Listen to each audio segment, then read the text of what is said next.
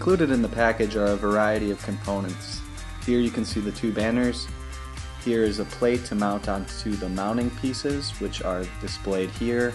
There's a variety of screws, and this is where you'll attach the faceplate.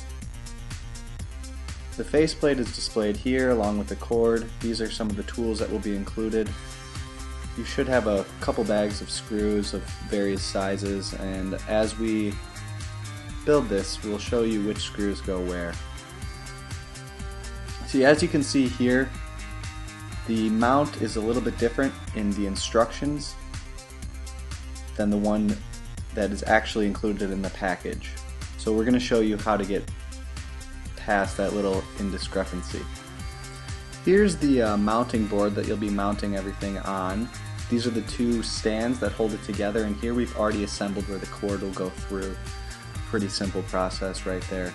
And so this will be basically the entire base of the kiosk, and this is where you'll plug in the iPod cable, this cable right here.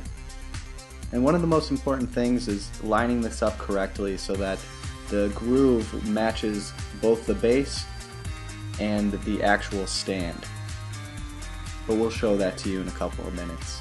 So next what you want to do is get the stand lined up correctly so it matches the width of the base part right here. And so that can take a couple tries, just a little trial and error. It might be easier if you have a person helping you out. And if you can see that groove right there, you want to match that up in the stand so that the groove side that I just pointed to also matches up with the groove on the wooden part. And the next step is to screw in these 4 screws that hold together the wooden stand to the metal base. And for this you're going to use the 4 of the largest black screws and the Allen wrench provided to you with the package you received. And the next part is going to be assembling the stand that holds the kiosk in place. This will be attached to the wooden board. So the first thing you want to do is take all your components and lay them out and attach this little elbow piece together, and you're going to put that on both the silver piece I just grabbed as well as the piece with 4 knobs coming outwards. And what you're going to want to do is make sure that the more oval of the 2 ends is against the silver piece, which you can see I did correctly in just a couple seconds right here. So the circular piece is on the top. And so what you're going to want to do now is take that rubber band and make sure that that is in between. And after you have the rubber band piece in between those 2 brackets, you're going to make sure that the top bracket is attached to the circular of the 2 joints. And then you're going to put a silver piece in the hole and match it with a screw on the other side and twist until it's tight, and you're going to repeat that for both the top and the bottom. There's 2 screws in total.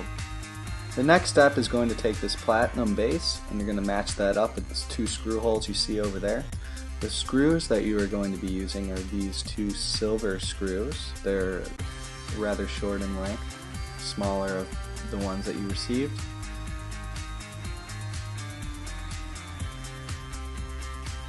And you're going to be using this specialty Allen wrench.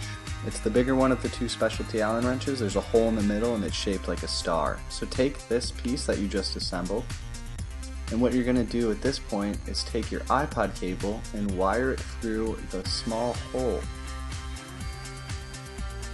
the oval shaped hole. This is an important step because if you forget to do this, you're going to have to dismount this, which is just a time consuming process that you're not going to want to do. So after you wire it through the piece you just assembled, you're going to wire it through the platinum board. It's the metal piece you received. And that goes right through the big circle in the middle.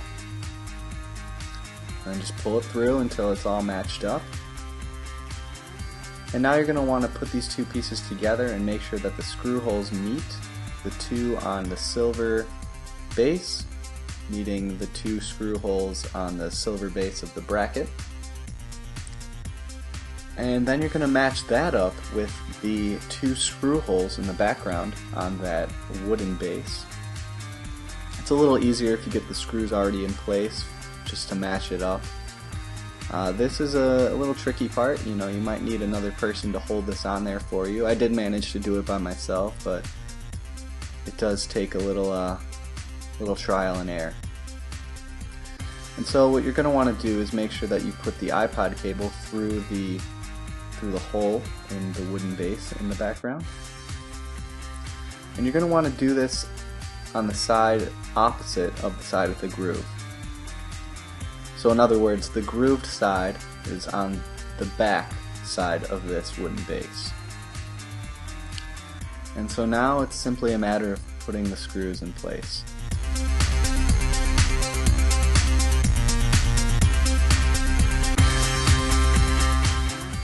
So this is the finished mounting, and as you can see, the cord is running through the base and the two pieces we just put together, running around on the other side. It's coming down the groove, and at the bottom you can attach it to the USB charging port. And now what you're going to want to do, just to minimize slack and keep the cord taut, is put it under this rubber band piece. So here at the base you can see that the two cords meet together in this grooved area. So you're just going to attach these two together, and you're going to have to create some slack. You're going to want these two cords to meet in that little hollowed out section right there. So to do that, you're just going to need to create a little slack, pull that through, attach the two cables, and you're going to want the cords to be taut. So after you attach them, just pull out the slack from either side until the two are centered in that. You're actually going to want the black one to just kind of rest on the bottom there. And the next step is going to be attaching the displays onto the base. And to do this, you're just going to want to start with one side, making sure it's under the metal lip. And you can bend it a little bit in the middle and get it under the metal lip on the opposite side, and then just smoothen it out. And it should just fit there without any additional attaching required. And there's really no rhyme or reason to this. You can start with the top or the back or the bottom displays. And for the bottom and the back, it's a little bit more difficult than the first one that we just showed, just because there's more lining up to do. But if you follow the same method as for the top, it's not too difficult. So again, just start with the one side, get it under the metal lip, bend it slightly, and match it up with the lip on the other side. The next step is going to be attaching the iPad holder onto the bracket. And for this step you're going to be using 4 screws. They're the smallest screws that were included in the package. It should be in a bag included with the headphone elbow. So you can see there's 4 screw holes that line up exactly with the bracket that you assembled. So those go together like this, and you'll screw those together from the back side. The next step is to attach the iPod holder to the bracket, and the first thing that you're going to want to do is make sure that the cord, the iPod or iPad, is attached through that circular opening in the faceplate before you screw or attach that piece. And it's also important that if you have headphones you would like to attach during this point, you also want to make sure that the cord is going through that circular opening before you attach the screws in the back side.